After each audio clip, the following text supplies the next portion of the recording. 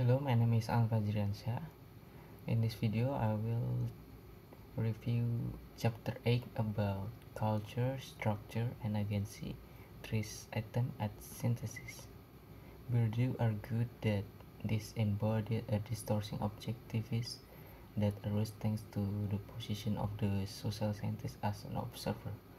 From the perspective of the outsider, it was logical to try to construct abstract maps of symbol system and to develop ideas about social rules. From here, it is but a short step to claiming that social life is driven by this rule and codes in deterministic fashion. Bourdieu argued that such understanding neglect the role of agency and practical action in social life, especially question of strategy and subjective emotion like honor and shame. At the same time, Bourdieu wished to retain an understanding of constraining quality of social structure and the superiority of sociological knowledge over common sense.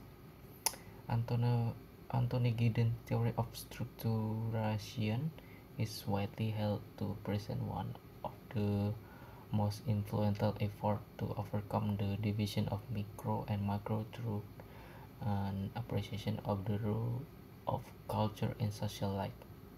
While Giddens does not make much of the word culture or even have an elaborated understanding of its composition and content, his work places an emphasis on the role of interpretation and meaning system in human life.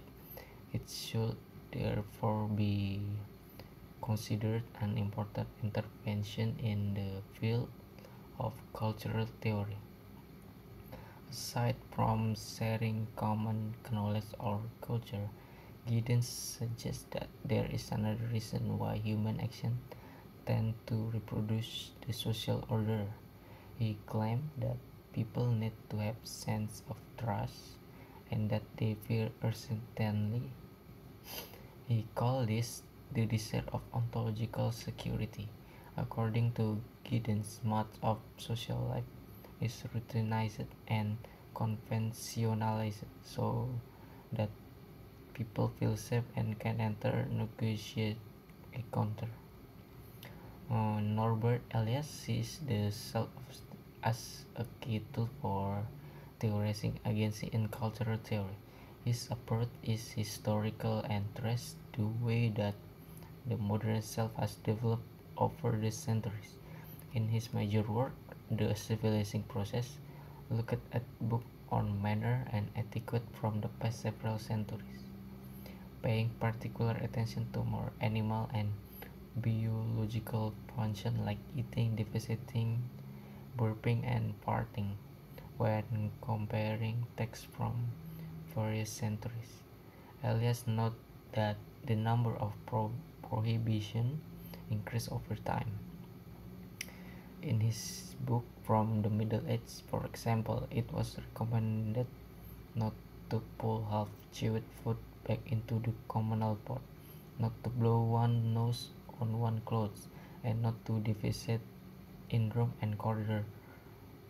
By the 19th century, elaborate rules had come into place about the way to use culture, how to control bodily function, and so on. Elias identified a trend in which more and more things come to be seen as distasteful and rude.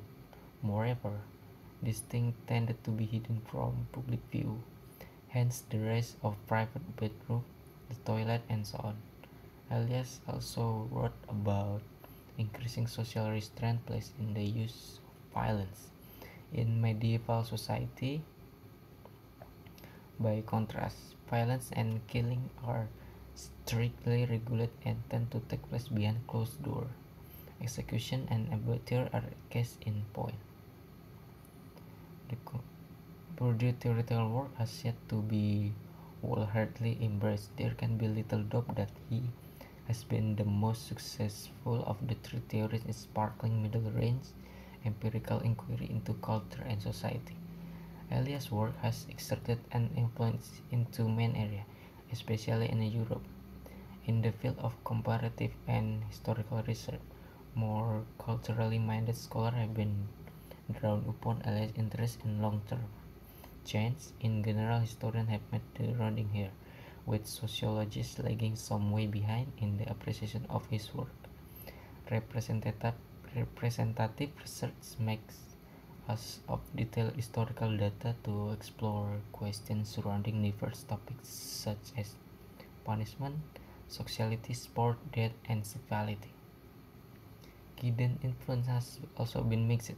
Although he is regarded by many as figurehead for the discipline, his ideas seem to have generated more abstract theoretical debate than empirical application. Effort at systematically applying structuration theory are few and far between. I think that's all for me. Thank you for watching.